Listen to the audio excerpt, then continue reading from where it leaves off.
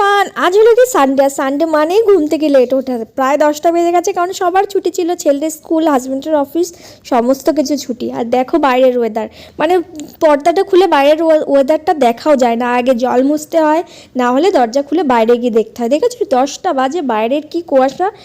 ভাবলাম এই ঠান্ডায় কি আর বানাবো, ভাবলাম একটু ঝালঝাল করে ম্যাগি বানানো যায়। সমস্ত ভেজিটেবলস কেটে ডিম দিয়ে ম্যাগিটা বানিয়ে নিলাম ঝালঝাল করে, দারুণ টেস্টি। সকালের ব্রেকফাস্ট, গরম গরম চা আর 1 প্লেট করে ম্যাগি। আর এখন দেখো 11টা বাজতে যাচ্ছে, এখনও 8 ডিগ্রি, তার মানে ভাবো আরও সকালে কতটা ঠান্ডা ছিল। হাজব্যান্ড বাজার থেকে সমস্ত সবজি মাছ নিয়ে চলে এসছে, আর আজকে চুনো মাছটা বানাবো। আমি ইউটিউবে না রান্নাটা দেখেছি, সমস্ত সবজি মেখে তারপরে বানিয়েছিলাম, দারুণ টেস্টও হয়েছিল কিন্তু।